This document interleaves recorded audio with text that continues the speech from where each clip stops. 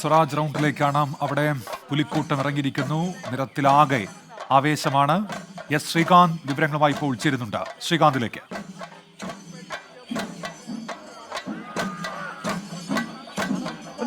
സ്വരാജ് റൗണ്ടിൽ വന്യതാളം മുറുകിക്കഴിഞ്ഞു. ഈ കാണുന്ന ദൃശ്യങ്ങൾ വിയൂർ യുവജന സംഘം പുലിമടയിൽ നിന്നും ഇറങ്ങിയ പുലികളുടെ വന്യതാളത്തോടു കൂടിയുള്ള അവരുടെ നൃത്തച്ചുവടുകളാണ് ഈ സ്വരാജ് റൗണ്ടിൽ നമുക്കിപ്പോൾ കാണാൻ സാധിക്കുന്നത്. ഈ ദൃശ്യങ്ങൾ വിളിച്ചു പറയും പൂരത്തിന് തൃശൂർ പൂരത്തെ കവച്ചു വയ്ക്കുന്ന മറ്റൊരു പൂരം.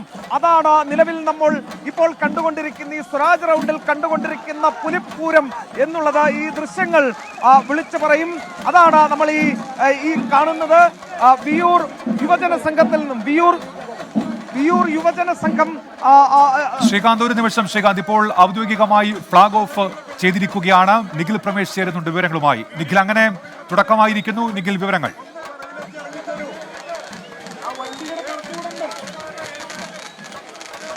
ഉന്മേഷ്, ഫ്ലാഗ് ഓഫ് ചെയ്യപ്പെട്ടിരിക്കുന്നു. ഈ വർഷത്തെ പുലിക്കളി ഔദ്യോഗികമായി ഫ്ലാഗ് ഓഫ് ചെയ്യപ്പെട്ടിരിക്കുന്നു. മന്ത്രിമാരുടെ സംഘം GR അനിലുണ്ട്, ഡോക്ടർ ആർ ബിന്ദു ഉണ്ട്, മന്ത്രി കെ രാജനുണ്ട്. അങ്ങനെ മന്ത്രിമാരുടെ സംഘം ഇപ്പോൾ ഇത്തവണത്തെ പുലിക്കളി ഔദ്യോഗികമായി ഫ്ലാഗ് ഓഫ് നിർവഹിച്ചു കഴിഞ്ഞിരിക്കുന്നു. ഇതോടുകൂടി തൃശ്ശൂർക്കാരുടെ ഓണാഘോഷത്തിന്റെ അവസാന ഘട്ടം അതിലേക്ക് കടക്കുകയാണ് നമ്മൾ. ഫ്ലാഗ് ഓഫ് നിർവഹിക്കപ്പെട്ടതോടുകൂടി ആദ്യ സംഘം, അതായത് പാട്ടുരായ്ക്കൽ വിഭാഗത്തിനാണ് ഫ്ലാഗ് ഓഫ് നിർവഹിക്കപ്പെട്ടിരിക്കുന്നത്. അതോടുകൂടി പുലിക്കളി ഔദ്യോഗികമായി ഈ സ്വരാജ് റൗണ്ടിലേക്ക് പ്രവേശിച്ചു കഴിഞ്ഞു. ഇനിയിപ്പോൾ നമുക്കറിയാം, ഈ റൗണ്ട് ചുറ്റി ഇവിടെയുള്ള മുഴുവൻ ആളുകളെയും കണ്ട് ഈ ചുറ്റിലും കാത്തിരിക്കുന്ന ആയിരങ്ങളെ കണ്ടുകൊണ്ട് ഏറ്റവും മുന്നിൽ ഈ ജനപ്രതിനിധികളുടെ സംഘത്തെ തന്നെ നമുക്ക് കാണാൻ കഴിയുന്നു. ജില്ലാ കളക്ടറുണ്ട്, ജില്ലാ പോലീസ് കമ്മീഷണറുണ്ട്, മന്ത്രി ഡോക്ടർ ആർ ബിന്ദു ഉണ്ട്, മന്ത്രി കെ രാജനുണ്ട്, മേയറുണ്ട്, മന്ത്രി GR അനിലുണ്ട്. അങ്ങനെ പ്രമുഖരുടെ നിര, ഏറ്റവും മുന്നിൽ നമുക്ക് പ്രമുഖരുടെ നിരയെ തന്നെ കാണാൻ കഴിയുന്നു. അവർക്ക് പുറകിലായാണ് ഇപ്പോൾ ആ പുലികൾ അണിനിരന്നുകൊണ്ടിരിക്കുന്നത്.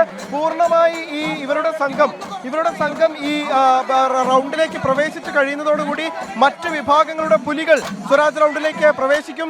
ഇരു ഭാഗങ്ങളിലും നമുക്ക് കാണാൻ കഴിയുന്നത് ആയിരക്കണക്കിന് ആളുകൾ ഈ പുലികളെ ഒരു നോക്ക് കാണുന്നതിന് വേണ്ടി ഇവിടെ ചുറ്റിലും കൂടിയിരിക്കുന്ന കാത്തു നിൽക്കുന്ന കാഴ്ചകളാണ് നമുക്ക് കാണാൻ കഴിയുന്നത്.